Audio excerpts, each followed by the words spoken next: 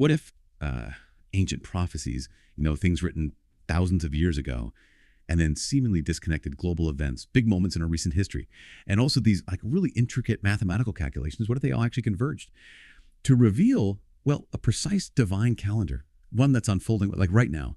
Imagine a timeline meticulously laid out in Scripture, pointing to things like hidden days, significant global shifts, a timeline that, well, some people, the sources we're looking at today, believe we are already well within. It's a concept that immediately grabs your attention, doesn't it? Makes you lean in. Welcome to the Deep Dive. This is where we take the sources you're curious about, we peel back all the layers, we dig deep, and we hand you the most potent insights, really trying to cut through the noise so you can get genuinely well informed. Today, we're embarking on a really fascinating deep dive. We're looking into a compelling collection of sources, primarily focusing on a very detailed interpretation of biblical prophecy, specifically from the book of Daniel. Our mission, really, is to unpack these sources. They claim, quite strongly, to reveal a hidden divine calendar. We want to identify the key dates they point to, the prophetic events they highlight, and of course, the profound implications they suggest this all has for us today. We'll be meticulously exploring specific biblical verses, trying to uncover these intricate mathematical correlations they talk about, and examining specific historical moments that, according to our source material, all align. They paint a startling picture of what these sources consider to be the end times. So to guide you through this journey, we'll start by grounding ourselves firmly in the foundational prophecies from Daniel. We need to understand their original context, but also the specific interpretations presented in our sources. Then we'll progressively connect these ancient texts to modern history. We'll unveil these intricate numerical patterns that proponents describe as, well, frankly, mind-bending, and ultimately we'll explore a powerful call to spiritual reflection and action that emerges from all these findings. It's really a journey into something profound, inviting you to consider the possibility, maybe, of a master plan unfolding right before our very eyes. Okay, so let's start with this core idea. Imagine unearthing, like a secret code, within these ancient prophecies. The source calls them hidden days. Days that, once you discover them, apparently change everything we thought we knew about divine timing. It's a concept that immediately compels you to lean in, doesn't it? You want to know more. Our source introduces this very idea as completely central to understanding a much larger prophetic timeline.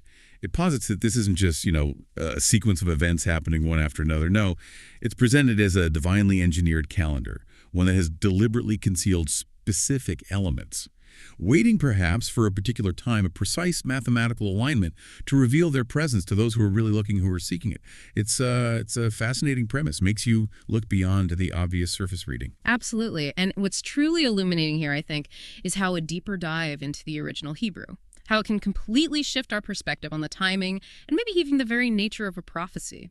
Moving from what might look like a static single event to something more dynamic, an ongoing process. Let's take Daniel chapter 8, verse 14. It's a famous one. It says, "And he said unto me, unto 2,300 days, then shall the sanctuary be cleansed." Now, many traditional interpretations might read that and think, okay, 2,300 days, then the cleansing is finished, complete. But our source highlights a really crucial nuance in the original Hebrew word there, tzadak. It's the word translated as purified or cleansed. And according to this interpretation, it doesn't mean finished being purified. The more precise rendering, they argue, is will begin to be purified. Okay, will begin. That's a huge difference. It's pivotal, completely pivotal. It suggests not a finality, not an endpoint, but the initiation of a process of purification, a new beginning, really, rather than an end. And the source explicitly connects this initiation to Israel beginning, quote, 10 years of trial. So this purification starting marks the beginning of a significant period of testing, of refinement for Israel. This subtle linguistic shift, just understanding that one word differently, it transforms the entire prophetic understanding according to this source, ushering in potentially a decade of profound national challenge. Wow. That distinction, a beginning rather than an end. It really does feel like pulling back a curtain on something deeper. It's not just, like you said, poof, it's done. It's a dawning, a period of intense transition, a whole process. And speaking of significant periods, our sources then take us to Daniel chapter 12, verse 7. This introduces another critical time frame, and it's loaded with powerful imagery. It reads, "And I heard the man clothed in linen, which was upon the waters of the river, when he held up his right hand and his left hand unto heaven, and sware by him that liveth forever, that it shall be for a time, times and a half. And when he shall have accomplished to scatter the power of the holy people, all these things shall be finished." The visual here is just Striking. A figure walking on water, clothed in linen, making this solemn oath. It is profound imagery, absolutely. It really elevates the significance of the message being delivered, and the source identifies this man clothed in linen walking on water as none other than the Lord Jesus himself. Okay, so that immediately raises the stakes, theologically speaking. Immensely. It places a very high theological weight on this prophecy. Now, the phrase time, times, and half a time, it's a common prophetic measure.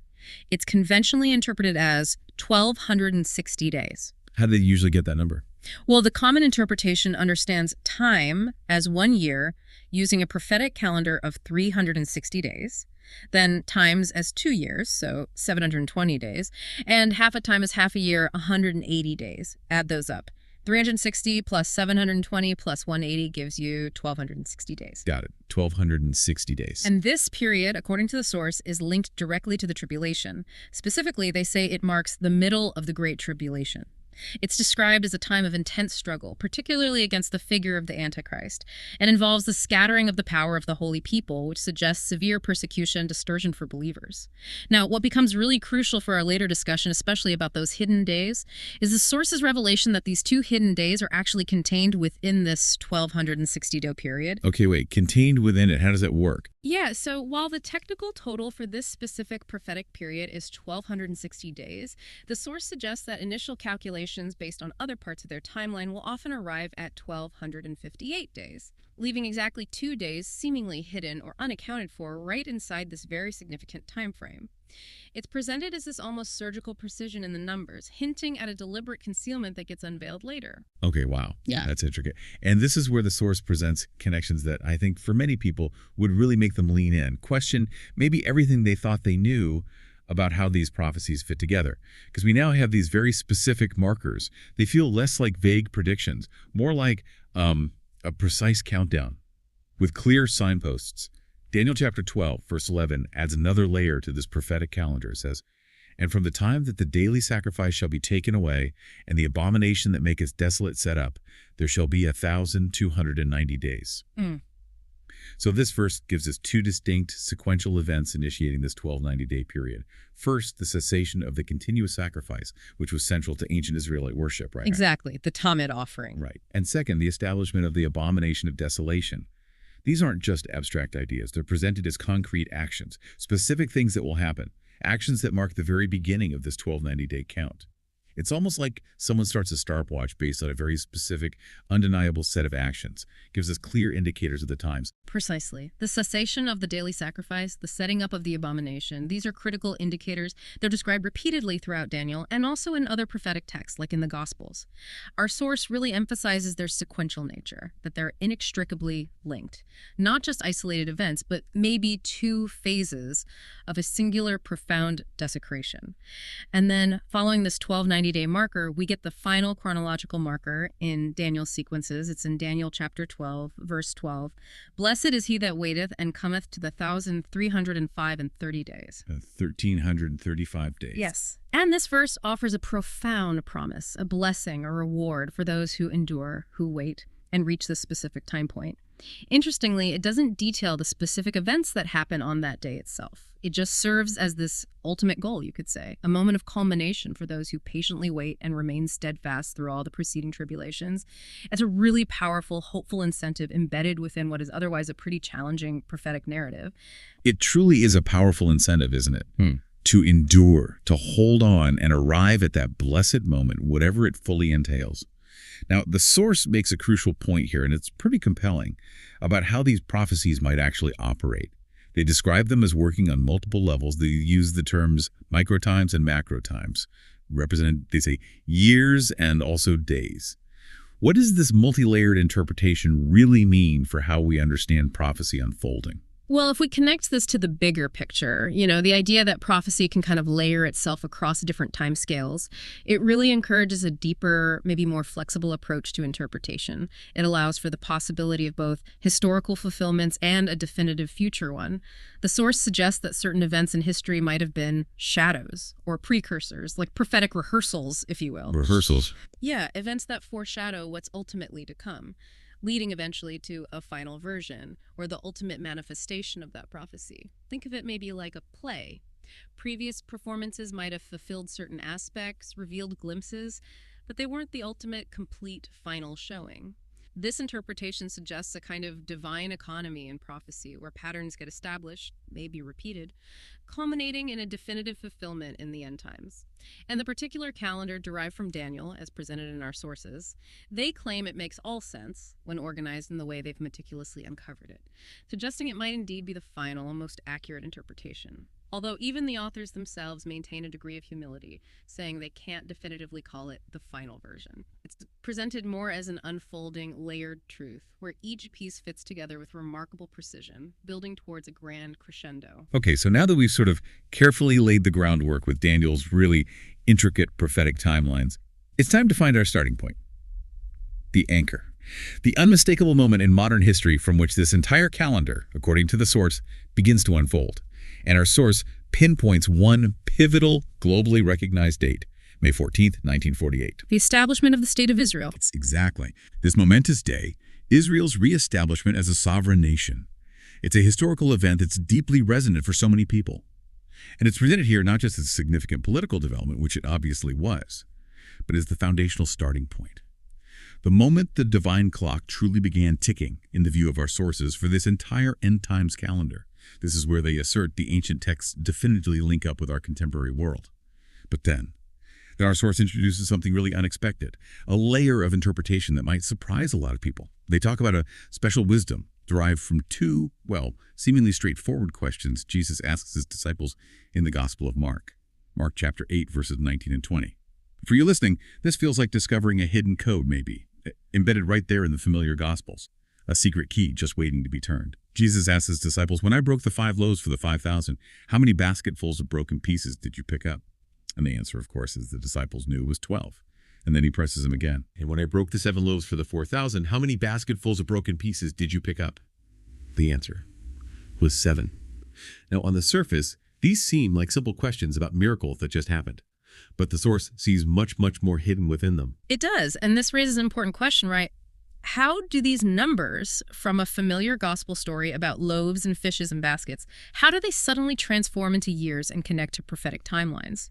It's a fascinating example of the interpretive layers our sources reveal. The source argues these aren't just historical accounts of miracles. They contain a divinely embedded numerical pattern, one intended to reveal specific temporal measurements for the end times. Let's look at the very specific calculations they provide. It's quite detailed. For that first scenario, 5,000 men, 5 loaves, 12 baskets left over. The source performs this calculation. 5,000 divided by 5, that equals 1,000.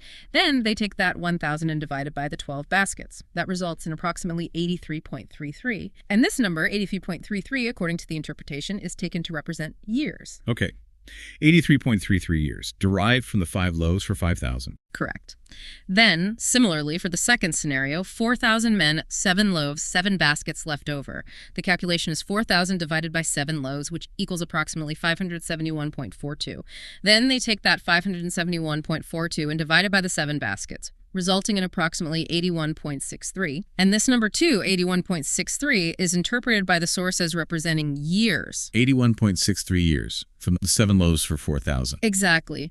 These aren't presented as just arbitrary figures or random divisions. The source argues they are precise numerical keys divinely intended to unlock a temporal measurement that directly links to the prophetic calendar they're building. The justification within their framework really lies in the perfect alignment these numbers then create when applied to the wider timeline, suggesting to them a deliberate design rather than just mere coincidence. So this is where the ancient texts really start to collide with our present reality in a very concrete way. What does it actually mean when these prophecies from Daniel spanning millennia suddenly find this precise anchor point in our modern timeline, unlocked by what seems like an unrelated gospel passage? Well, the source unveils a pretty staggering answer.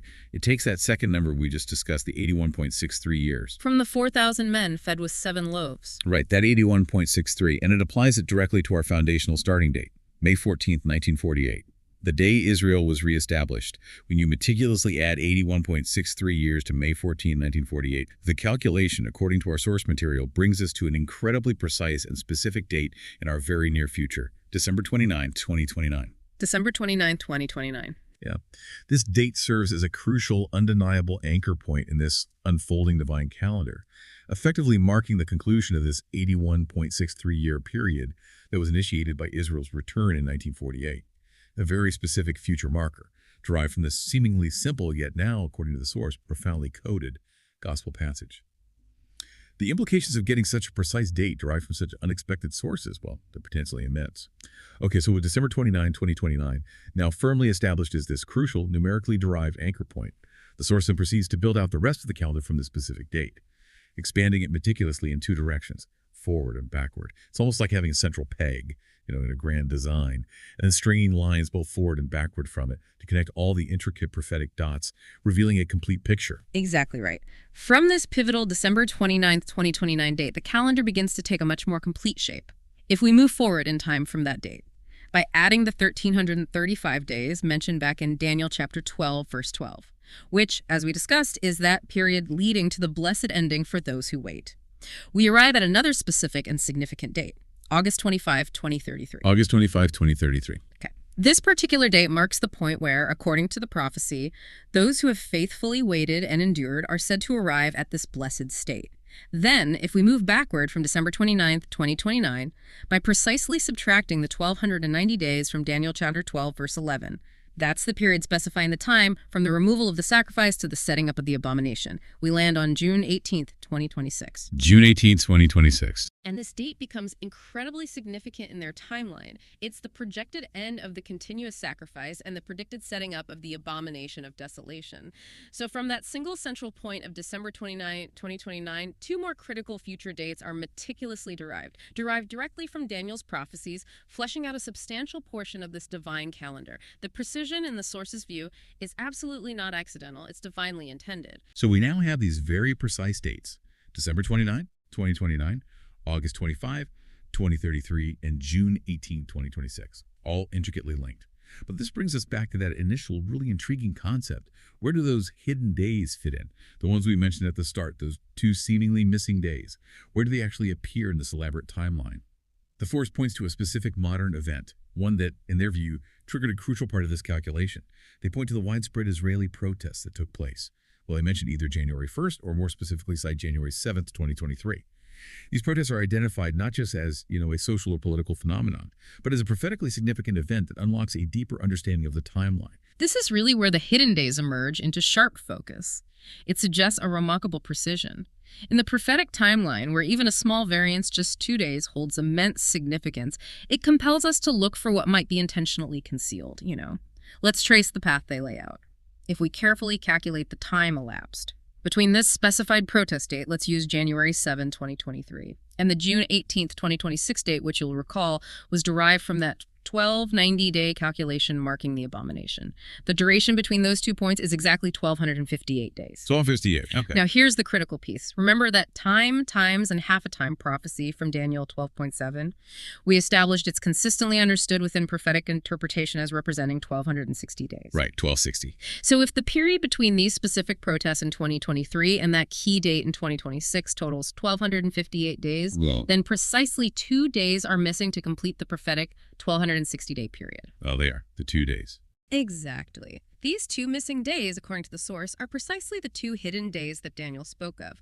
They aren't omitted or absent from the larger prophetic period, the 1,260 days, no. Rather, they appear hidden in this particular calculation, waiting for this very specific mathematical alignment with a modern event, the protests. To reveal their presence, it's presented as an incredibly elegant solution to what might seem like a discrepancy, turning it instead into a deeper layer of revelation and confirming, for them, the intricate design of the divine calendar.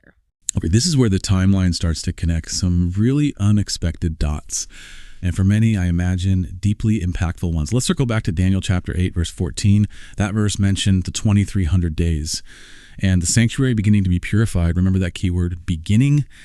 Our source meticulously applies this 2,300-day count to their calendar framework and identifies its precise endpoint as September 20, 2016. Now, it's truly astonishing, and where this deep dive takes a significant turn into contemporary history, is that on this very date, September 20, 2016, then President Barack Obama delivered his final speech to the United Nations in New York. Our source asserts a direct, unmistakable connection between this significant modern speech and the unfolding prophetic timeline, positioning it as a pivotal moment marking the beginning of a key prophetic phase, the purification. Now, for many listeners, connecting a modern political speech so directly to an ancient prophecy, that's going to be a profound and potentially challenging idea to grapple with. It is a profound connection they make. And the source draws directly from several verses in Daniel, verses that describe a powerful end times figure, often identified in these interpretations as the Antichrist. Daniel chapter 11, specifically verses 28, 30, and 31, describe this figure in, well, chilling detail. Verse 28 says, "And he shall return into his land with great riches, and his heart shall be against the holy covenant, and he shall do exploits and return to his own land." Then further down in verse 30, "For the ships of Chittim shall come against him, therefore he shall be grieved and return and have indignation against the holy covenant, so shall he do. He shall even return and have intelligence with them that forsake the holy covenant." And finally, verse 31, "And arms shall stand on his part, and they shall pollute the sanctuary of strength, and shall take away the daily sacrifice, and they shall place the abomination that maketh desolate." And there's more. Daniel chapter 9, verse 27 reinforces this prophetic portrayal. It states, "And he shall confirm the covenant with many for 1 week. And in the midst of the week he shall cause the sacrifice and the oblation to cease, and for the overspreading of abominations he shall make it desolate, even until the consummation, and that determined shall be poured upon the desolate." So when you read these collectively, they paint a remarkably consistent picture, a picture of a deceptive, powerful figure who acts pointedly against the Holy Covenant. He's responsible for removing the continuous sacrifice and directly establishes the abomination of desolation. And a crucial detail emphasized by the source is that this figure will speak both for and against the Holy Covenant. Both for and against. That sounds complex, manipulative. Exactly, indicating a complex, manipulative, ultimately deceptive role, a characteristic common in many end times interpretations of the Antichrist figure. Okay, but for this powerful interpretation to hold its weight within the source's framework, we really need to understand precisely what the Holy Covenant refers to. It's clearly not just any old agreement or treaty, is it? What does our source clarify about its specific foundational nature? Why is this covenant so significant? That's a critical question. And if we connect this to the bigger picture, understanding the specific nature of this Holy Covenant, as it's meticulously laid out in Genesis, it's absolutely paramount. It's not just any agreement. It's presented as a perpetual divine promise concerning a specific land given directly to a specific people, Israel. Our source takes us right back to the foundational texts in Genesis to define this clearly. Genesis chapter 12, verse 7 records God appearing to Abram and saying, "Unto thy seed will I give this land. And there builded he an altar unto the Lord who appeared unto him." That's the initial declaration. Then in Genesis chapter 17, verse 5, God changes his name and says, "Neither shall thy name any more be called Abram, but thy name shall be Abraham, for a father of many nations have I made thee." And then most definitively for this argument, in Genesis chapter 17, verse 8, God states, "And I will give unto thee and to thy seed after thee the land wherein thou art a stranger, all the land of Canaan, for an everlasting possession, and I will be their God." Everlasting possession. All the land of Canaan. Exactly. And the source is very precise in its clarification here. They emphasize that thy seed in these passages refers specifically to Isaac, Abraham's son of promise, not his other children, unequivocally signifying the nation of Israel descended from Isaac. This covenant, they explain, promises all the land of Canaan to Abraham and his singular seed, Israel, as a perpetual inheritance, an everlasting possession. This, in their view, is the singular, non-negotiable, holy covenant. Consequently, anyone who speaks against this specific perpetual promise concerning the land of Canaan belonging to Israel is, by definition, within this framework, speaking against the Holy Covenant itself. This specificity is absolutely crucial for how the source interprets modern events and aligns them with prophecy. And this is where the interpretation becomes highly specific and, for many people, potentially quite challenging to reconcile with typical political discourse. The source takes President Obama's UN speech on that exact date, September 20, 2016, and interprets it directly through the lens of those Daniel prophecies we just read concerning the figure who acts against the Holy Covenant. The source quotes Obama's words. They note he stated, "Surely Israelis and Palestinians will be better off if Palestinians reject incitement and recognize the legitimacy of Israel," end quote. Which, on its own sounds like a standard diplomatic statement. But then, he continued, and this is the crucial part for the source's interpretation, Israel has to recognize that it cannot permanently occupy and settle with the Palestinian land, unquote. So what does this all mean according to the source? How do they connect these dots? This interpretation is drawing a direct line from modern presidential speech, which they see as directly going against a divinely established perpetual covenant about the land, to the very start of a major prophetic timeline, specifically the purification of the sanctuary mentioned in Daniel 8. The accusation, from the perspective of the source, is stark. They argue that Obama's statement about Israel not being able to permanently occupy Palestinian land is a direct contradiction of the Genesis covenant, and therefore constitutes speaking directly against the Holy Covenant. This, they argue, precisely aligns him with the prophetic description from Daniel chapter 11, marking a profound prophetic trigger point. And according to the source, the very moment President Obama spoke these specific words against the Holy Covenant. On September 20, 2016, which, remember, precisely concludes the 2300 days of Daniel 8.14 according to their calculation, that moment marked the beginning of the purification of the sanctuary.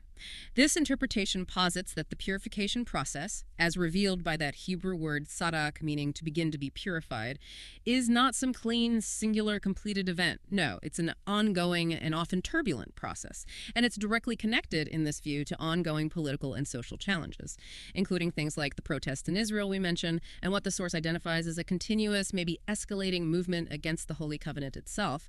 Therefore, the start of this purification, far from being some distant future event, is presented as something that, according to the source, began in our very recent past in 2016, and continues to unfold right now in the present, shaping the world around us. It represents, in their view, a period of intensified divine scrutiny and action. Okay, so with such intricate calculations, these very specific interpretations linking ancient texts to modern speeches, you might naturally wonder, are there any other independent confirmations, any corroborating factors that might bolster these claims? Our sources suggest yes, there are, and they come in some surprising forms, adding what they describe as layers of, well, undeniable synchronicity to the unfolding calendar. It's often these kinds of external alignments, these seeming coincidences, that make people pause and maybe reconsider their assumptions. Indeed, and the source points to something quite contemporary, the 2026 World Cup. The World Cup, how does that fit in? Well, they see it as a potential and striking sign, adding this unexpected layer of modern relevance to these ancient prophecies. The source mentions that other teachings and analyses, including videos produced by individuals they refer to as Joshua and Great is the Tribulation, apparently corroborate the idea that the 2026 World Cup is set to begin just 7 days before June 18th, 2026. June 18, 2026. That was the date derived from the 1290 days marking the abomination, right? Exactly. That date is highly significant within the source's framework. The end of the sacrifice, the start of the abomination.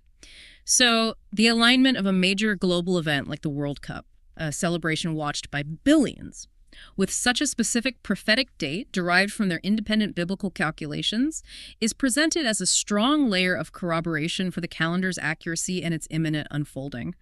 For the source, this isn't just mere chance. It's viewed as a deliberate signpost. Wow. It's those kinds of highly specific, seemingly unrelated connections that really do make you pause, make you consider the possibility of a greater design.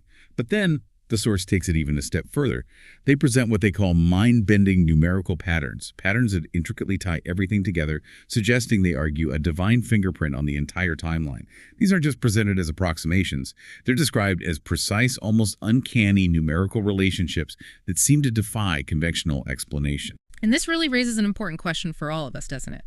When seemingly random events, like a specific date for the World Cup and complex mathematical computations, when they appear to align so perfectly with prophetic timelines derived from ancient texts, what does it compel us to consider regarding the possibility of an overarching design? The synchronicity of these numbers, as presented by the source, is truly remarkable and certainly warrants close attention. Let's look at the first big calculation they highlight. The total number of days calculated between September 20th, 2016, that pivotal date of Obama's speech, the start of purification, and August 25, 2033, the end of the 1335 days, marking the blessed ending. The number of days between those 2 points is precisely 600 and 183 days. 600 and 183 days. Okay, now here's the part the source calls mind-bending. Remember our calculation from Mark's Gospel, the one that gave us 81.63 years. Yeah, from the 4,000 fed with 7 loaves. Yeah. 81.63. Right. The source highlights that this number, 6183, appears here almost perfectly mirroring the numerical pattern of 81.63, just with the digits rearranged and scaled differently. The probability of such a coincidence occurring randomly, the source states with real conviction, is basically nothing. They present it as powerful, undeniable confirmation of the calendar's correctness, a profound, indelible divine fingerprint on the timeline. It's as if the numbers themselves are speaking, confirming the intricate plan. That's a truly powerful connection they're drawing there, transforming what might initially look like just a numerical coincidence into what the source clearly views as profound, intentional confirmation of their calendar's validity. But the source's numerical confirmations don't actually stop there, do they? It goes even further, calculating the exact midpoint of this entire proposed calendar, further strengthening its claim of divine precision and intentionality. That's right. To find the exact middle of such an elaborate timeline, we first need the total number of days in this proposed calendar, importantly, including those 2 hidden days we uncovered earlier. The total duration, according to the source, comes to 6,185 days. Okay, so 6,183 plus the 2 hidden days equals 6,185 total days. Correct. 685 days in the entire span they've laid out. To find the exact midpoint, you simply divide this total by 2. 6,185 divided by 2 equals 3092.5 days. Now, the striking part is applying this midpoint. Counting exactly 3092 days forward from the calendar's initial beginning point, September 20, 2016, leads us to another remarkably specific date, March 9, 2025. March 9, 2025. That's very specific. It is. And this precise midpoint date, according to the source, aligns perfectly and naturally within the structure of the calendar. Further strengthening its validity in their eyes, it is presented as what they describe as extremely incredible synchronicity, a testament, they argue, to the meticulous planning embedded within this divine blueprint. It's not just a rough estimate, but a point that precisely bisects the entire timeline with astonishing exactness, leaving little room, in their view, for randomness or doubt. Wow, okay. And just when you might think, all right, that's all the numerical confirmations they could possibly find, the source provides one more. Intriguingly connected this time to a significant biblical feast day, adding a kind of spiritual dimension to these mathematical alignments. Yes, the source indeed references the upcoming Feast of Trumpets, which is known biblically and in Jewish tradition as Rosh Hashanah, specifically in the year 2025. They point to the date, September 23, 2025. They do acknowledge that technically the feast begins on the evening of September 22nd as Jewish days start at sunset. But watch this calculation. Counting the days precisely from the calendar's starting point, September 20, 2016, up to September 23, 2025, yields exactly 300 and 290 days. 300, 290 days. Okay, how does that connect? Well, the source then highlights another numerical pattern, what they call a casualty, or consider a divine coincidence. The number 321dio, they point out, is related to 0923, representing September 09, 23rd. If the numbers are, as they put it, doubled and reversed, it's a bit complex numerically. Okay. A numerical play on the date itself. Essentially, yes. This intricate numerical relationship is presented as yet another divine sign, a deliberate echo or confirmation of the date itself woven into the fabric of the numbers of the timeline. So the conclusion drawn by the source from all these numerical alignments, from the surprising synchronicities like the World Cup timing, from the precise mathematical patterns like the 6183 mirroring 81.63, the exact midpoint, the Feast of Trumpets calculation, their conclusion is overwhelmingly clear and frankly, urgent. They state quite definitively that we no longer have more time. It's a strong statement. No more time. It's not presented as a suggestion, no. It's a definitive statement within their framework. The message is absolutely imbued with profound urgency, indicating in their view that the Lord is at the door. And these precise mathematical patterns, far from being random or coincidental, are viewed as a divine way of confirming the absolute imminence of these prophetic events, signaling a critical turning point for humanity happening very, very soon. #TagTag6. Divine knowledge and a call to immediate action. This brings us to a really crucial point about divine knowledge. One that often gives people pause, I think. We frequently hear that biblical phrase, no one knows the day or the hour, referring to Christ's return. But our source clarifies this. They suggest that while that specific phrase might be true in one ultimate sense, there's actually a profound level of understanding about the times and seasons that is indeed accessible even to angels, apparently, giving us deep insight into the season we're currently in, the specific time frame surrounding these end events. It's a powerful thought, isn't it?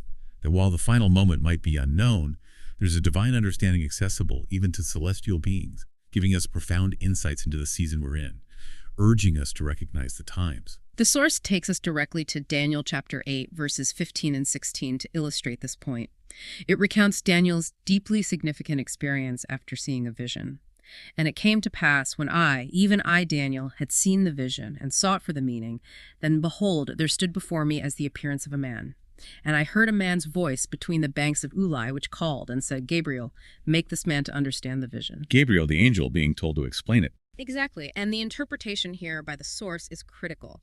Gabriel, an archangel, is directly instructed by Christ, the man's voice, to explain the vision, this complex prophetic blueprint to Daniel. This implies, they argue, that angels possess a deep intricate understanding of these prophetic events. So while they might not know the exact day and hour of Christ's ultimate final return, that perhaps uniquely held piece of knowledge, they absolutely know all the rest. The timing, the sequence, the nature, the specific events of what is to come, especially leading up to that final climax.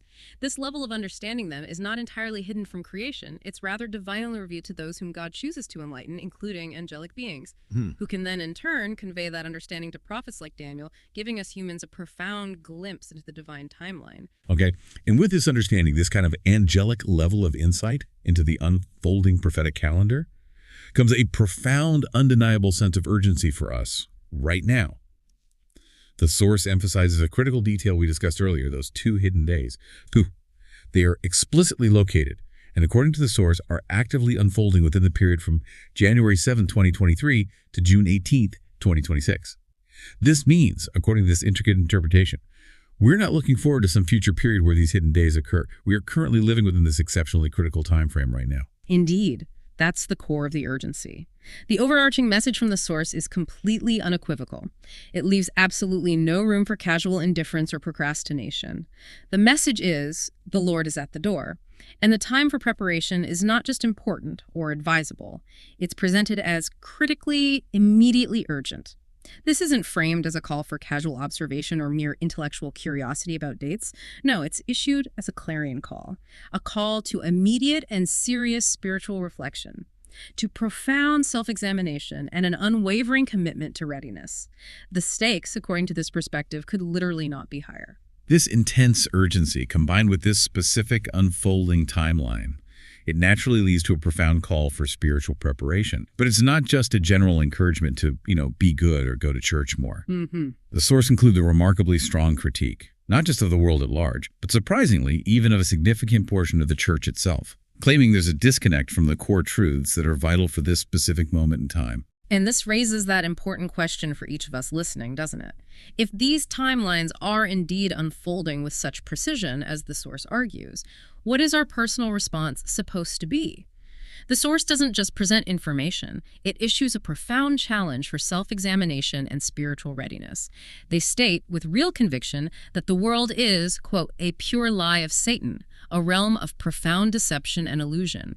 And perhaps more controversially for many, it asserts that 90% of the church does not speak the truth. 90%, that's a huge number. It is.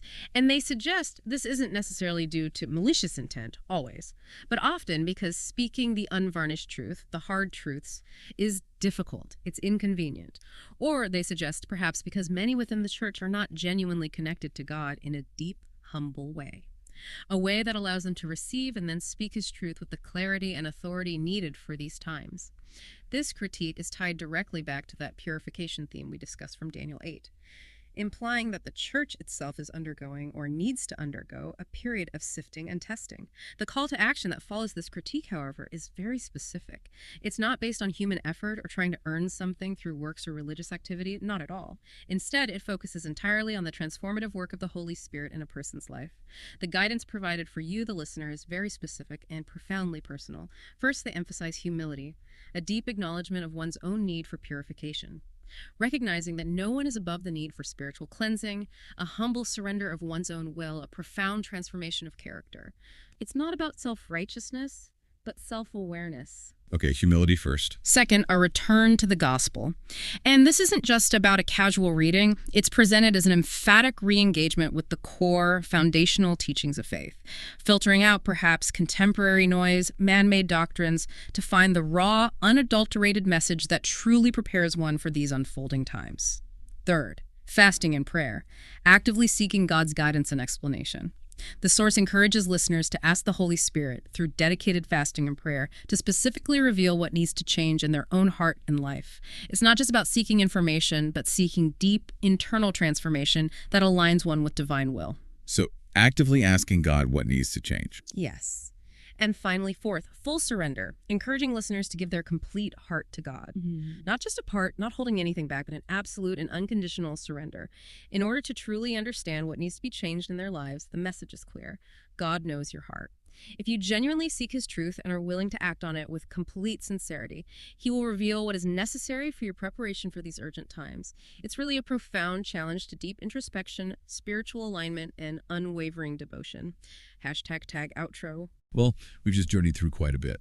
Ancient prophecies from Daniel, meticulously decoded, surprising numerical patterns drawn from the Gospels, and all connected to pivotal historical events like Israel's founding, a specific UN speech, and future events, specific dates in 2026, 2029, 2033, all pointing, according to our source, to a precise and rapidly unfolding divine calendar. From the purification of the sanctuary, starting with that modern speech, to the revelation of hidden days actively unfolding within our very current time frame. The depth, the precision, the intricate connections within this exploration are, well, undeniably thought-provoking, and for many, I imagine, deeply compelling.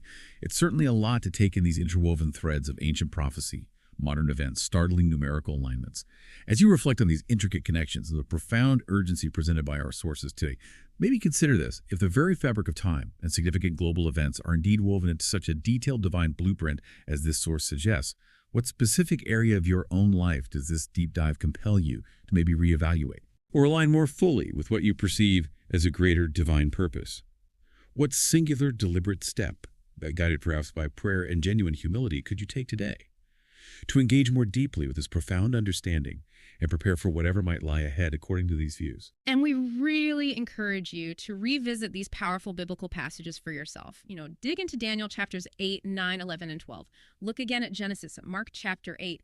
Explore the calculations if you're inclined. Do your own research. Continue your own search for understanding. The journey of spiritual discovery, of discerning the times, it's always worth taking, especially perhaps now